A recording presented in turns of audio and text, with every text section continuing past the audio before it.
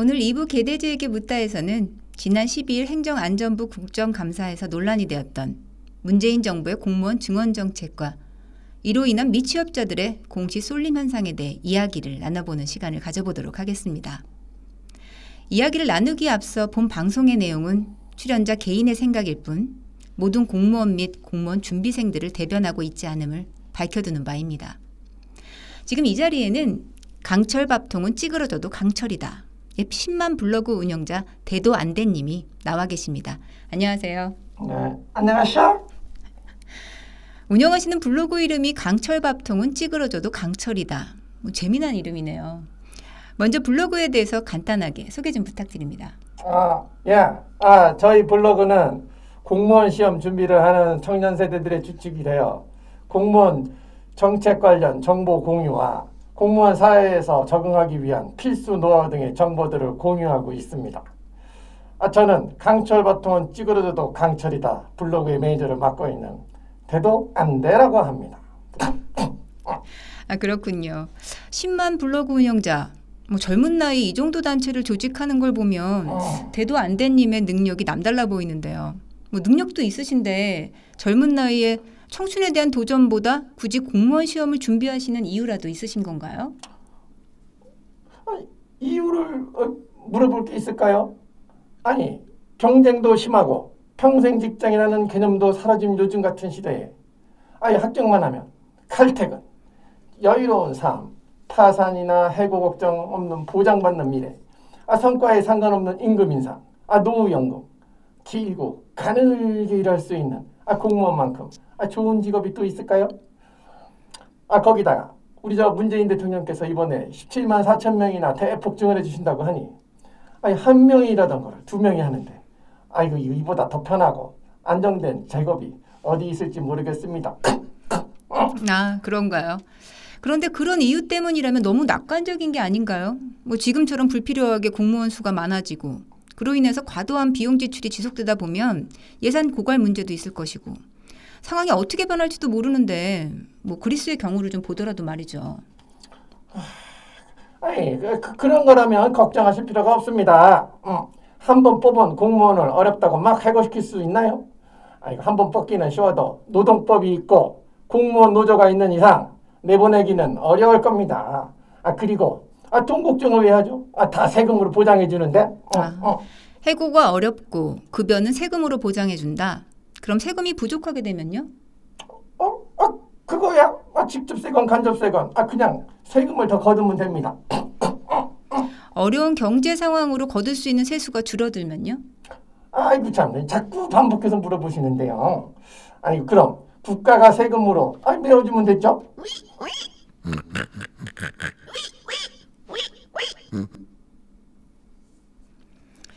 공무원이란 직업은 국민에게서 징수된 세금으로 급여를 받아서 국민에게 봉사하는 직업입니다. 그러니까 세금의 효율성 측면에서 보면 공무원에게 지급하는 급여가 많아진다는 것은 다른 부분에서 사용 가능한 세금이 적어진다는 것을 의미하기도 합니다.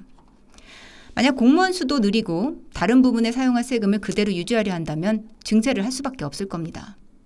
그러나 제한된 재원을 비경제적 분야에 사용하게 되므로 투자가 없는 국가 경쟁력은 당연히 쇠퇴할 수밖에 없을 것이고 그로 인해 세수는 줄어들 수밖에 없다는 것은 다른 나라의 사례를 통해서도 증명된 사실임을 명심해야 할 것입니다. 이가 없으면 잇몸으로, 잇몸이 없으면 이로 먹으면 된다는 말씀으로 정리하죠. 맞습니까? 네. 알겠습니다. 본론으로 들어가죠. 문재인 정부는 청년 취업률 개선을 위해서 향후 공무원 17만 4천 명을 증원하겠다고 공약했습니다. 그리고 12일 행정안전부 국정감사에서 김부겸 장관은 올해 1만 명, 내년 3만 5천 명 공무원을 증원할 계획임을 밝혔는데요. 이에 대해서 국회 예산정책처에서는 매년 3만 4천 명씩 구급 공무원을 채용할 경우 향후 인건비 추가 부담금이 30년간 327조 원의 재정이 소요된다는 예측을 밝힌 바 있습니다. 이에 문재인 정부는 국회 예산정처의 30년 장기 전망은 의미가 없는 수치라고 주장하면서 추계가 과장돼 있다고 반박하고 있으면서도 장기 예산 추계를 밝히지 못하고 있는데요. 어떻게 보시는지요? 사실 전 30년 계획이 왜 필요한지 모르겠습니다. 아니 지금 청년 실업률만 해도 어떤가요? 10월 청년 실업률은 아이고 저 8.6%로 외환위기 이후 18년 만에 최고치를 치솟았고 청년 체감 실업률 또한 통계 작성 이래 최악의 수준을 기록하고 있지 않습니까? 그런데 지금 30년이 어쩌고 저쩌고 하는 것은 그 트집이나 잡아보자는 건 정쟁에 불과한 겁니다. 오늘이 있어야 우린 내일도 있는 거죠. 30년 장기 전망은 불필요하다. 오늘이 있어야 내일이 있다. 들어보니 일면 일리가 있는 말이기도 한데요. 제가 괜히 10만 블로그의 매니저겠습니까? 다 그만한 지식과 논리가 있으니까 다 따르는 겁니다. 그렇군요. 그런데 그런 논리로 보면 대도안대님은 왜 지금 힘들게 공무원 시험 준비를 하고 계신 건가요? 한 번 흘러가면 돌아오지 못할 젊은 시절인데 친구들하고 여행도 하고 맛있는 것도 먹으러 다니고 그러셔야 되는 거 아닌가요? 오늘이 있어야 내일이 있는 건데요. 그건 말이 안 되죠. 그렇게 하다가 저희 미래는 누가 보장해 줍니까? 지금 당장 놀고 싶다고 장기적 인생 계획 없이 그냥 생각나는 대로 막 살다 보면 저희 미래가 너무 뻔한 거 아닌가요? 그 계획 없이 막 지르고 하는 건 정말 바보 같은 사람들이나 하는 거지. 저도 그 정도 사리 판단은 할 줄 아는 나이입니다. 지금 말씀하신 사리가 결코 라면 사리가 아니길 바라봅니다. 다시 본론으로 들어가서 2016년 말 기준 국가 통계 자료를 참고하면 2016년 말 현재 우리나라 총 공무원 수는 1,400명 정도로 100만 명을 훌쩍 넘어가는데요. 이 숫자는 행정부 소속 공무원들만을 가리키는 거고 이외에 입법부, 사법부, 헌법재판소, 그리고 중앙선거관리위원회 등 행정부에 속하지 않은 기관에도 공무원들이 많은데 무리하게 막대한 예산이 들어가는 공무원 증원이 이 시점에서 꼭 필요한 걸까요? 그거야 잘 모르셔서 하는 말씀 있죠. 2013년 기준으로 보면 우리나라의 공무원 인력 규모는 경제협력개발기구 각과 가운데서 가장 적은 수준으로 총 고용에 차지하는 비중이 OECD 평균의 3분의 1인 7.6%에 불과합니다. 그런데 이런 팩트를 무시하고 자꾸 사실과 다르게 우리나라 공무원이 많다고 주장하시면 그건 구태정치이자 선동입니다. 19대 대선 기간 중에 우리 문재인 대통령과 심산정 대표님도 말씀하셨는데 못 보셨나 봐요. 우리나라 공무원 비중이 OECD 중 가장 적은 수준이다. 그런가요? 그런데 지금 말씀하신 OECD 홈페이지는 아예 우리나라를 포함해서 미국과 네덜란드 등 7개국 자료는 이용할 수 없다고 공지되어 있습니다. 혹시 그 사실을 알고 주장하고 계신 건가요? 자료 사용 불가 이유로는 통계에 사용할 자료로는 각 국가가 제출한 자료의 기준이 달라서 비교 자체가 불가하다는 건데요. 좀 더 구체적으로 말씀드리면 다른 국가들은 국가공무원, 지방공무원, 비정규직 공무원, 비영리 공공단체 종사자, 사립학교 교원, 군인 등을 다 공무원 수치에 편입해서 통계로 잡아 평균을 낸 것이고 우리나라는 앞서 본 설명한 바와 같이 행정부 소속 국가공무원과 지방공무원만 공무원에 포함시킨 수치의 통계라 비교 대상이 안 된다는 건데요. 이렇게 잘못된 통계 기준을 사용한 것도 문제지만 잘못되었다는 것을 알고 난 후에도 끝까지 이 통계를 사용하여 국민을 호도하는 것이야말로 이것이 구태정치이자 선동이 아닌가요?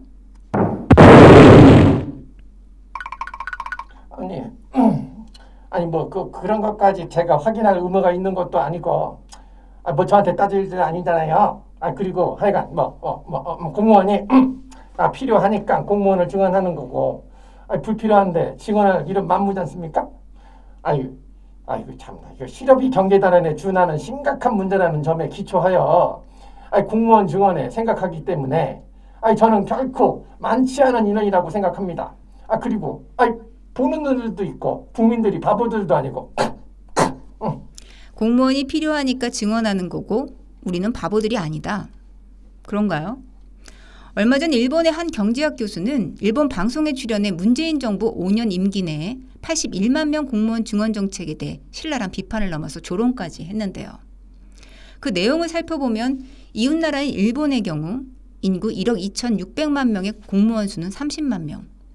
일본에 비해서 인구가 반에도 못 미치는 우리나라의 경우는 인구 5천만 명의 공무원 수가 100만 명을 넘고 있는 상황에서 81만 명을 더 증원하겠다고 하니 제정신이냐고까지 비난을 했는데요.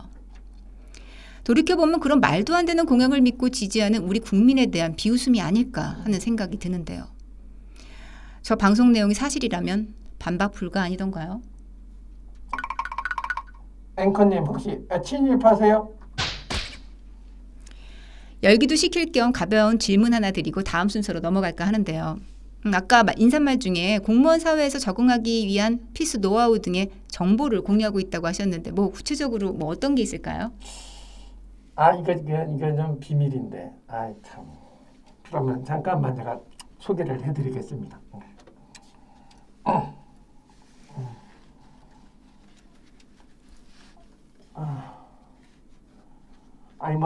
노하라고까지 크게 이게 있는 건 아니고요.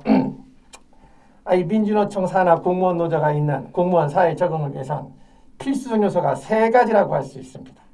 첫째, 사랑도 명예도 이름도 남김없이 임을 위한 행진곡. 둘째, 정권 퇴진 해직자 원칙 복귀 정치 기본권 쟁취. 그리고 마지막으로 이게 3번째가 요 하얀병인데요.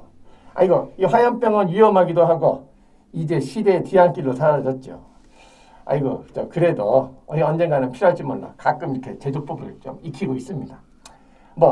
업무의 적용도 중요하지만 노조 가입과 이 3가지만 충실히 익히신다면 공무원 사회에 들어가셔도 적응하는데 큰 문제는 없을 겁니다. 가끔 시위 참여하며 뽀찌도 떨어지니 시간 날 때마다 익히길 게을리하지 않는 자세가 중요합니다. 정말 깜놀하게 되네요.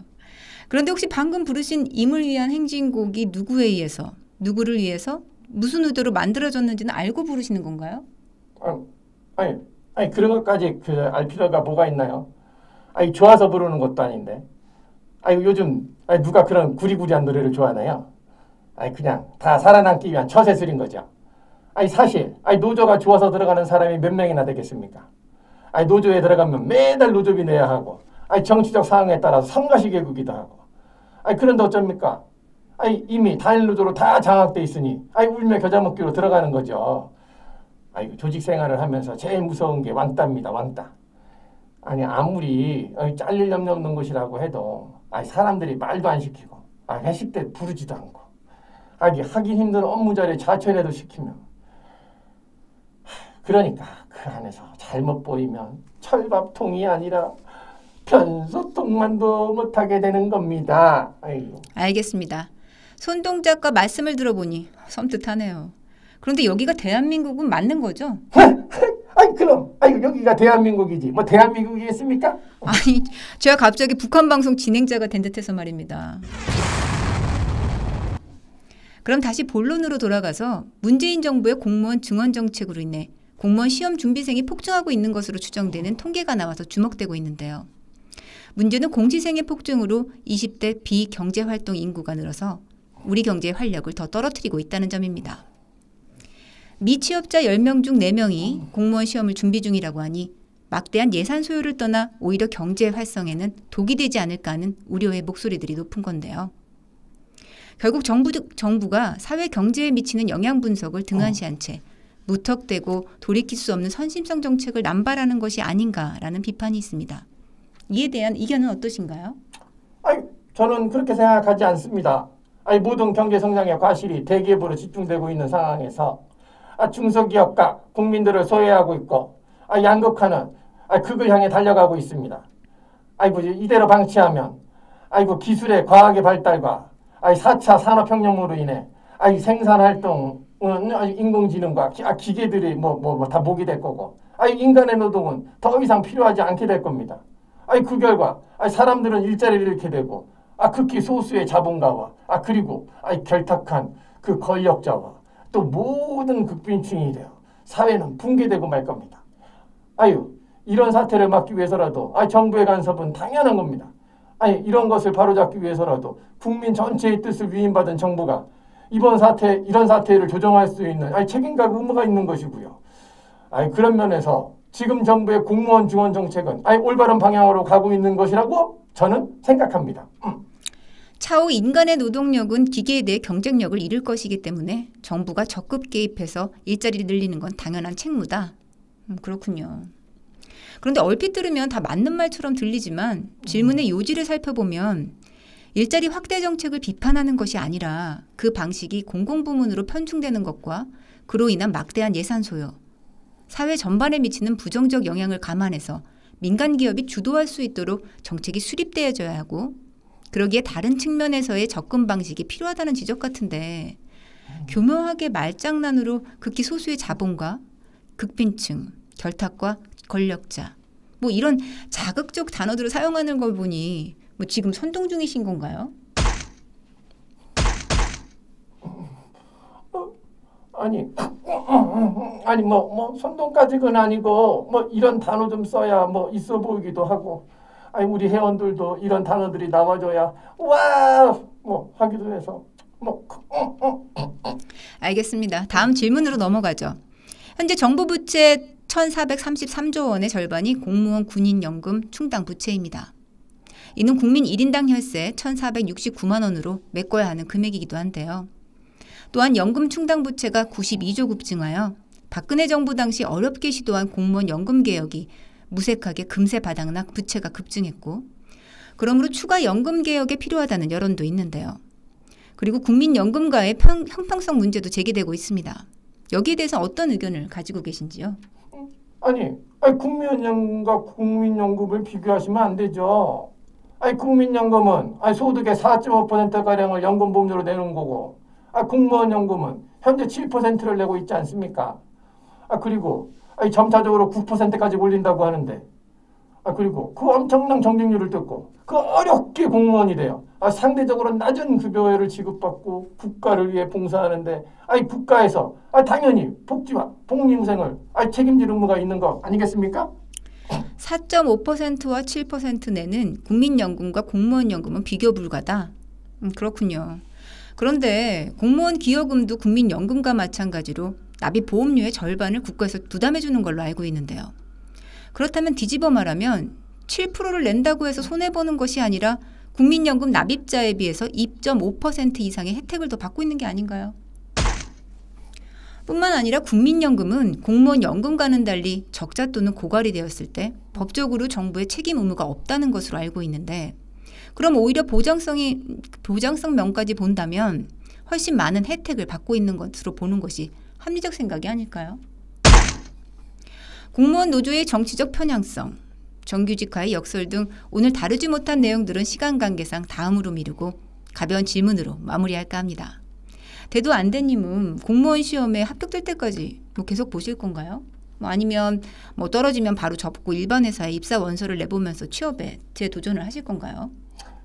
그런 생각을 해본 적이 없습니다.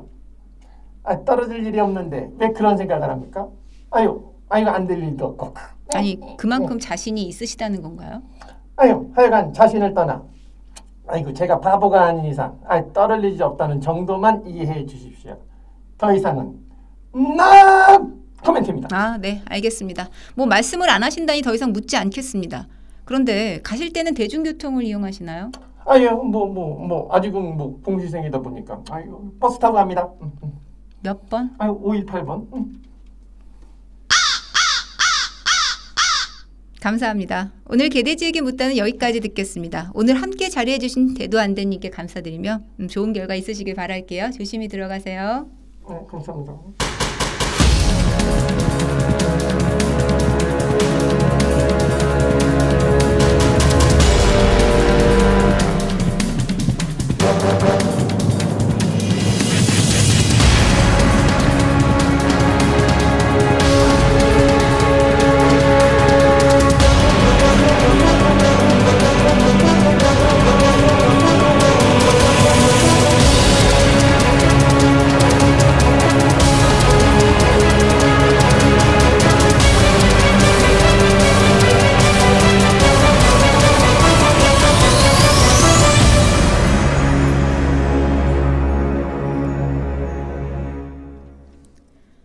최근 로저스 홀딩스의 회장 짐 로저스가 서울 노량진을 찾아 공무원 수험준비생을 만난 적이 있습니다. 10대들의 꿈이 빌 게이츠나 마크 저크버스가 아닌 공무원이라는 건 슬픈 일이며 청년들이 도전하지 않는 나라가 어떻게 신흥국가들과 경쟁할 수 있겠냐라고 그 말을 가슴에 새겨보며 오늘 2부 개돼지에게 묻다는 여기까지입니다. 다음 주 어울림 2부에서는 논란이 되고 있는 사회적 이슈들을 가지고 개돼지들과 함께 이야기해보는 시간을 갖도록 하겠습니다. 재미있는 주제에 대한 여러분들의 의견이나 개돼지에게 물어보고 싶은 질문들이 있으시다면 아래 메일 주소로 보내주시기 바랍니다. 매주 월요일 저녁 7시에는 삶을 나누고 지친 마음을 힐링할 수 있도록 직접 노래를 불러드리는 유순이의 유유이가 방영됩니다. 여러분들의 많은 관심과 시청 부탁드립니다. 어울림은 여러분들께서 보내주시는 응원과 사랑에 힘입어 더 열심히 여러분들과 함께 나아가도록 하겠습니다. 항상 뜨거운 응원 보내주시는 해외 동포 여러분께도 감사드리며 지금까지 함께 해주신 여러분 감사합니다. 홍수연의 어울림 다음 주 이 시간에 뵙겠습니다. 편안한 밤 되세요. 귀 기울여봐 나를 바라봐 이야기를 해줘봐 너와 나 둘이 어울려서